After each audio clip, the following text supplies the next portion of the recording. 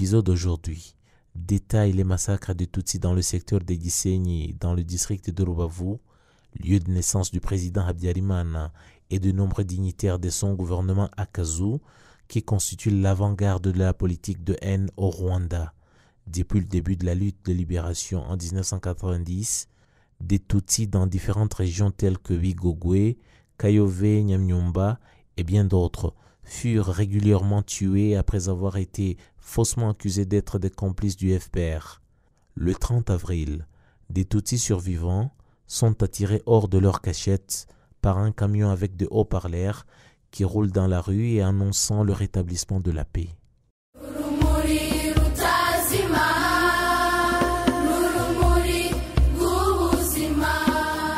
Les faits marquant l'exécution du génocide qui se sont déroulés le 30 avril 1994. Le massacre des Tutsis a eu lieu dans la ville de Gisenyi, actuel district de Rubavu. En effet, le mémorial de Gisenyi est érigé à l'endroit qu'on appelait commune rouge pendant le génocide dans le village Ruriba, cellule de Rubavu, secteur Gisenyi, district de Rubavu. À cet endroit, surnommé commune rouge, il y avait depuis longtemps un cimetière. La haine des Tutsis dans la préfecture de Gisenyi date de longtemps. Surtout parce que le président Habyarimana en était originaire, comme c'était aussi le cas de plusieurs hautes personnalités politiques et militaires de son entourage, appelés Akazu ou Maisonnette, qui étaient tous des promoteurs de la politique de la haine au Rwanda. Les massacres ont été précédés par une longue propagande de la haine des Tutsis qui allait mener à l'extermination de ces derniers. Cette atmosphère était encouragée par le journal Kangura. Son rédacteur en chef, Hassan Ngeze, est originaire de Nyakabungo, Gisenyi, à Rubavu, et eux parmi les extrémistes les plus durs. Depuis 1990, quand la guerre de libération a commencé, les Tutsis des anciennes communes Mutura et Rwerere, dans la localité de Bigogwe, ceux des communes Kayove, Nyamnyumba et Kibirira, actuellement dans le district de Ngororero, ont été tués sous le prétexte qu'ils seraient des complices des Inkotanyi et leurs corps ont été jetés dans des fosses creusées dans le cimetière de Gisenyi dans le cadre d'effacer toutes les traces des massacres. D'autres ont été tués à la prison de Gisenyi dans le plus grand secret et leurs corps ont aussi été jetés dans ces fosses. Pendant le génocide, dans la ville de Gisenyi, les Tutsis ont été tués à leur domicile, d'autres ont été amenés aux fosses du cimetière de Gisenyi pour y être tués. Parmi les éléments qui ont accéléré le génocide à Gisenyi, il y a le rôle prépondérant du colonel Anatole Nsengiyumva qui dirigeait la région militaire de Gisenyi. Anatole Nsengiyumva était originaire de la commune de Satinski en préfecture de Gisenyi. Depuis 1990, le colonel Anatole Nsengiyumva et le colonel Tony Bagosora, le major Rizin Habakuze et le secrétaire général du MRND, Joseph Nzabanrora, ont planifié l'extermination des Tutsis dans la préfecture de Gisenyi. Ils ont commencé à cette époque déjà à propager la haine des Tutsis, à entraîner les Interahamwe, à distribuer des armes, à adresser les listes des Tutsis et à tuer les Tutsis de Gisenyi et Ruhengeri. Mais ces autorités étaient aidées par plusieurs autres qui étaient originaires de Gisenyi, dont notamment les miliciens Omar Serushago, Bernard Munyagishari, Mabuye, Barnabé Samvura, Thomas Mugiraneza et bien d'autres. Dans la nuit du 6 au 7 avril 1994, le colonel Anatole Nsengiyumva a organisé au camp militaire de Gisenyi une réunion qui planifiait les massacres et à laquelle participaient les militaires du camp militaire de Gisenyi et les gendarmes de Gisenyi ainsi que les dirigeants des Interahamwe de la CDR. Le colonel Nsengiyumva Anatole a ordonné la distribution d'armes aux Interahamwe et la mise en place de barrières dans tout Gisenyi. Le 7 avril 1994, il y a eu une autre réunion à l'endroit où se trouvait la place du marché de Gisenyi et Anatole Nsengiyumva a ordonné aux Interahamwe de commencer à tuer les Tutsis maison après maison. Un communiqué du ministère de la Défense avait demandé à la population de rester à domicile, de ne pas en sortir, sauf les militaires et les Interahamwe qui circulaient librement, tuant les Tutsis chez eux. Le colonel Nsengiyumva Anatole a également ordonné de placer des barrières aux frontières entre le Rwanda et le Zaïre pour empêcher aux Tutsis de fuir au pays. Les massacres ont été dirigés par le colonel Nsengiyumva Anatole lui-même, le major François Uwimana de la gendarmerie de Gisenyi, le sous-lieutenant Fidel Rudahemuka, le sous-lieutenant Abel Rwasa et plusieurs Interahamwe dont Munyagishari Bernard, Omar Serushago, le conseiller Faziri et le conseiller de Biahi. Le colonel Nsengiyumva a fait le tour de Gisenyi pour superviser le massacre. Il demandait aux Interahamwe sur les barrières, je cite, où en est arrivé le travail, c'est-à-dire où ils en étaient avec les massacres de Tutsis. Le major Uwimana François Xavier passait dans les quartiers pour faire le suivi des massacres de Tutsis. Les premiers Tutsis à être tués sont ceux qui habitaient près de l'hôpital et du camp militaire de Gisenyi. Les cadavres gisaient partout. Des véhicules ramassaient et transportaient les corps des victimes qui étaient jetés dans les fosses de la commune rouge. Un groupe de tueurs dirigé par Omar Serushago, Bernard Munyagishari et Thomas Mugiraneza a attaqué le bâtiment des religieux de Saint-Pierre le 20 avril 1994. Ceux qui s'y étaient réfugiés, dont la sœur Félicité Niyitegeka, ont été amenés à la commune rouge pour y être tués.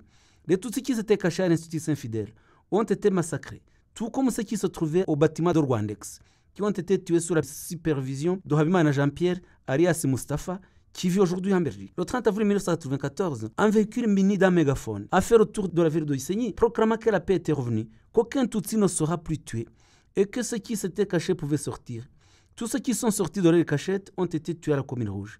Parmi ceux qui ont joué un rôle dans les massacres, il y avait le colonel Antoine Nsengiyumva, le major François Wimana, le sous-lieutenant Fidèle Udahemuka, le sous-lieutenant Abel Rwasa, le docteur Charles Zirimwabagabo, préfet de Gisenyi, le sous-préfet Rukabukira Ibikumbi, Hassan Ingeze, Samvura Barnabé, Bernard Munyagishari, Omar Serushago, le conseiller Faziri et autres. J'avais oublié de citer le redoutable Interahamwe, Habimana Jean-Pierre, alias Mustafa, dont nous avons parlé tout à l'heure et qui vit en exil en Belgique. Le colonel Antoine Nsengiyumva a été condamné, rappelons-le, pour crime de génocide par le tribunal pénal international pour le Rwanda, de même que Omar Serushago. Quant à Bernard Munyagishari, il a été transféré au Rwanda où il est en train d'être jugé. Hassan Ingeze a été également jugé par le tribunal pénal international pour Rwanda et reconnu comme coupable de génocide. À la même date, le massacre de Tutsi a eu lieu à la paroisse d'Omibirizi, district de Rusizi, ancienne préfecture de Cyangugu. En effet, le 7 avril 1994, des véhicules de la gendarmerie transportant un grand nombre de gendarmes ont sillonné Mibirizi au matin, circulant dans toutes les localités comme s'ils voulaient intimider la population pour qu'elle reste à domicile. Les conseillers ont demandé à la population de ne pas quitter le domicile pour qu'aucun Tutsi ne puisse s'enfuir à l'étranger. Comme ils en avaient eu l'habitude dans les années de persécution de 1963 notamment, les Tutsis d'Omibirizi se sont réfugiés à la paroisse d'Omibirizi espérant y être protégés. Du 8 au 10 avril, près de 8000 Tutsis étaient déjà arrivés à la paroisse d'Omibirizi, amenant avec eux les vaches. Le 10 avril 1994, de nombreux Hutus, dirigés par un réserviste du nom de Dominique, ont attaqué ces Tutsis pour surtout s'enquérir des capacités d'autodéfense de ces derniers et de leur nombre. Les Tutsis ont pu repousser l'attaque à coups de pierre et à l'aide d'armes traditionnelles qu'ils avaient amenées avec eux. Le 12 avril 1994, vers 10h du matin, un autre groupe de tueurs, dirigé par le même Dominique, est parti de l'endroit appelé Ngoro, près de la paroisse, et s'est dirigé vers la paroisse Mibirizi. Ils étaient armés de lances, arcs et autres, tandis que Dominique avait des grenades. Les Tutsis ont encore pu repousser les assaillants à coups de pierre. Lorsque Dominique, qui dirigeait les tueurs, a constaté que ses troupes perdaient pied, il a lancé des grenades qui blessèrent un grand nombre de Tutsis, dont Dushimimana Concorde, qui est peu après décédé. Le 14 avril 1994, vers 15h de l'après-midi, de nombreux Hutus se sont rassemblés et ont encore mené une attaque sur la paroisse de Mibirizi avec beaucoup plus de force que les premières. Des tueurs sont venus de l'endroit à Perengoro et d'autres sont venus de Runyanzovu, Munyinya, Muhanga, Tchato et d'ailleurs. Les Tutsis ont encore essayé de se défendre et ont pu repousser l'attaque. Un des tueurs des plus redoutables Dino de Kaibanda, originaire de Kaboza, a vu la défaite venir et a lancé des grenades, dont l'une tua sur le champ Sabimana Dominique, qui était commerçant en Ngoro, et d'autres réfugiés qui l'entouraient en première ligne. Les tueurs firent les défaits et ont battu en retraite. Le 18 avril 1994 est un jour tristement mémorable pour les Tutsis qui s'étaient réfugiés à Mibirizi. Ce jour, les tueurs ont mené 3 attaques au cours desquelles des milliers de Tutsis furent tués. Vers 10h, les tueurs ont attaqué et ont été repoussés par les Tutsis après avoir pu assassiner un petit nombre parmi eux.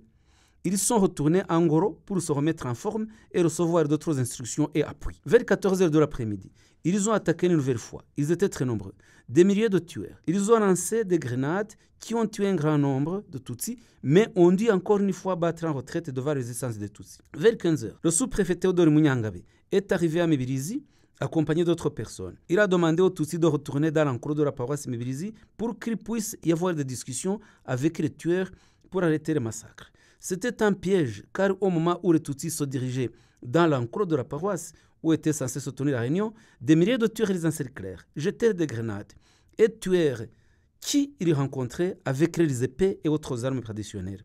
Ceux qui avaient des fusils sont montés sur des arbres autour de la paroisse Mibirizi pour pouvoir atteindre les Tutsis qu'ils voulaient exterminer. De nombreux tueurs portaient des fusils et des grenades, raison pour laquelle toute résistance de la part des Tutsis a cessé. Un grand nombre de Tutsis furent tués à différents endroits. Le 20 avril 1994, les tueurs ont collaboré avec les gendarmes qui étaient censés assurer la sécurité des réfugiés Tutsis. Ils ont appelé les survivants et les ont rassemblés dans la cour de l'enclos paroissial. Les tueurs ont amené une liste et ont fait l'appel de plus de 100 Tutsis qui furent ensuite massacrés à l'aide d'épées, de gourdins, de lances. Leurs corps furent laissés sur place et enlevés pour être ensevelis seulement le lendemain. Parmi ceux qui ont été tués ce jour-là, il y avait une enseignante Dino d'Angela. Le même jour, le 20 avril 1994, après avoir tué de façon atroce ceux qu'ils avaient sélectionnés à la paroisse, les tueurs ont continué pour aller tuer les médecins Tutsis et assistants médicaux et infirmières qui travaillaient à l'hôpital de Mibirizi. Et ils ont également massacré des malades Tutsis qui se trouvaient. Le 30 avril 1994, les rares Tutsis qui avaient jusqu'à survécu ont été assassinés. Le chef milicien Youssouf Munyakazi, accompagné de ses troupes qui revenaient d'Oshangi où il était allé en renfort pour y exterminer les Tutsis, en rentrant sur Bugarama, il a préféré faire un crochet par Mibirizi pour achever tous les survivants de Mibirizi. Lui et ses tueurs sont arrivés à Mibirizi dans une camionnette d'Aihatsu vers 17h et ils ont tué des Tutsis qui y restaient encore. Le 25 mai 1994, quelques Tutsis qui avaient survécu à ce massacre ont été amenés à Nyarushishi où ils ont survécu après l'arrivée des Français. Parmi les tueurs, les principaux tueurs qui ont organisé et exécuté le massacre de Tutsis à Mibirizi, on peut citer Edouard Bandetse, commerçant à Kamembe, et qui était aussi à Mibirizi, qui donnait des instructions et des armes. Dorernio Daye Sotone d'Assombar. Il y a le sous-préfet Théodore Munyangabe, un réserviste de l'armée rwandaise qui avait toujours ses armes. Il y a Somaïre Célestin, un grand milicien qui était enseignant à Mibirizi. Munyoni Vianney, qui était policier. Il y a Rwabukera Fabien. Il y a Kayibanda. Il y a le conseiller Ndagijimana Pacom. Il y a le conseiller Gakwaya Vianney et bien d'autres. Somaïre Richard, qui enseignait à la PEMI. Gérard Ndagijimana, je l'avais oublié, qui travaillait à l'hôpital de Mibirizi et qui était très influent auprès des tueurs. Il y a aussi Rukera Tabaro Théodore, qui est originaire de la localité de Kouinheko, qui dirigeait les tueurs, qui a été jugé par la cour d'assises de Suède et condamné à la perpétuité. À la même date, 30 avril 1994, le massacre de Tutsis a eu lieu à la paroisse catholique d'Ongoma, dans la ville de Huye. Le 30 avril 1994, en effet, ont été tués de nombreux Tutsis qui s'étaient réfugiés à la paroisse catholique d'Ongoma. Lorsque les massacres ont commencé, les Tutsis qui habitaient Markiazo et Ngoma se sont réfugiés à la paroisse comme ils en avaient pris l'habitude dans le passé. Parmi les réfugiés, il y avait beaucoup d'enfants, de jeunes gens et des adultes. Ils avaient fui les attaques menées par des militaires du camp militaire d'Ongoma, commandé par le lieutenant de défense Hategekimana. Le 29 avril 1994, les Interahamwe militaires qui gardaient la barrière d'or électrogaz se sont rendus à la paroisse. Les militaires y sont rentrés, ont inspecté les lieux et ont évalué le nombre de réfugiés sous le faux prétexte qu'ils venaient de les protéger. Le 30 avril 1994, vers 9h du matin, un groupe de nombreux tueurs, dirigé par le lieutenant Hategekimana de défense et le sous-lieutenant Fabien Nyonheze, se sont rués sur la porte de l'église et ont commencé à donner ordre de tuer les réfugiés Tutsis. Ils ont aussi sorti les réfugiés Tutsis de l'extérieur pour les massacrer dans la cour. De très jeunes filles ont été violées avant d'être tuées. Parmi les responsables de ces massacres, on peut citer le lieutenant Hategekimana de défense, bien sûr, qui a été condamné par le tribunal pénal international pour Rwanda à la prison à perpétuité. Il y a Gatera Murekezi, fils de Donati, Vianney, originaire de Kibuye et qui avait un magasin sur la 4e rue. Il y a Abdallah, du quartier Swahili, de nombreux militaires. Tony, le fils de Kiburugutu, qui était commandant de l'aéroport. Le conseil de secteur Ngoma Habimana Jacques et d'autres Interahamwe. Le massacre a également eu lieu à la même date à la maison généralice des sœurs Benebikira, 6 à Itaba, dans la ville de Huye. Depuis le 10 avril 1994, des Tutsis ont commencé à s'y réfugier, dont des enfants qui avaient des religieuses avec qui ils avaient des relations familiales.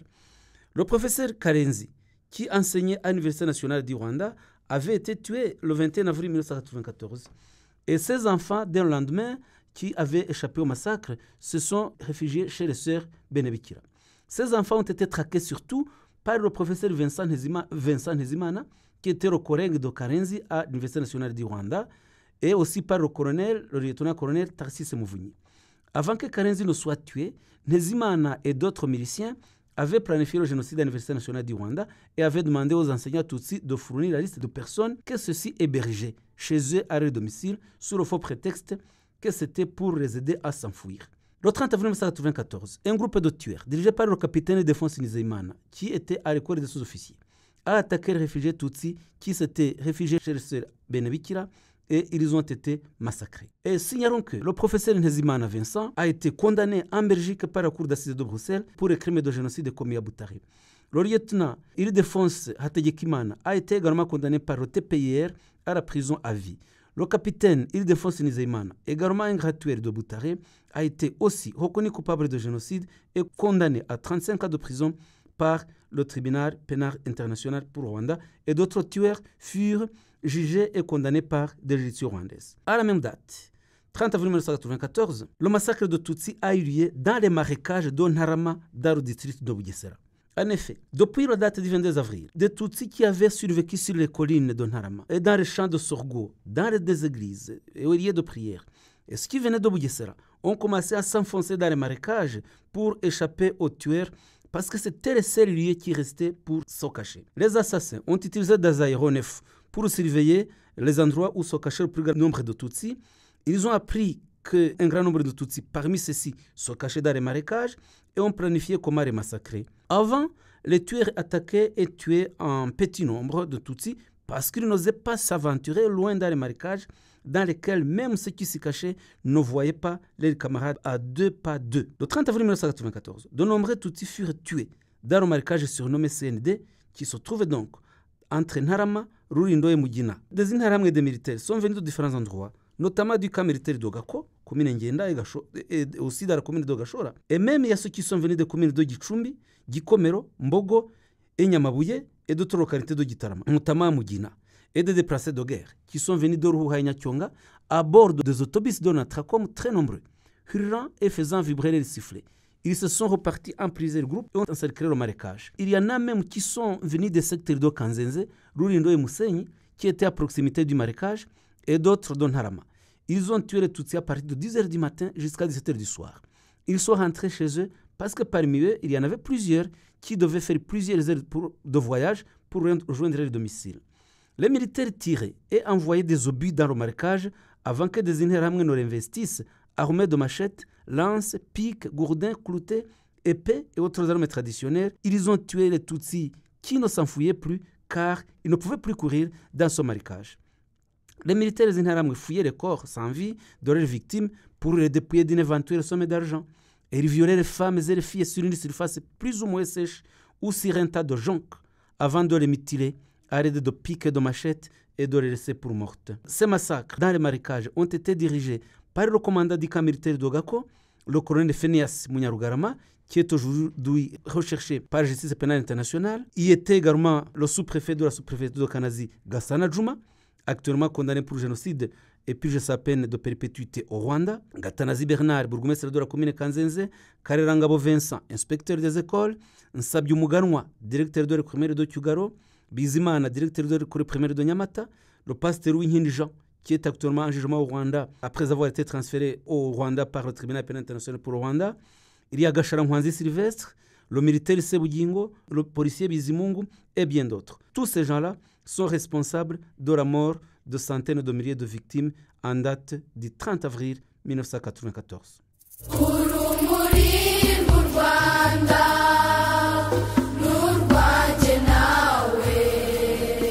Merci d'avoir écouté ce nouvel épisode du podcast Kwibuka. Comme toujours, assurez-vous de nous laisser un commentaire sur ce que vous avez aimé sur le podcast et partagez-le avec d'autres personnes qui seraient bien intéressées à l'écouter.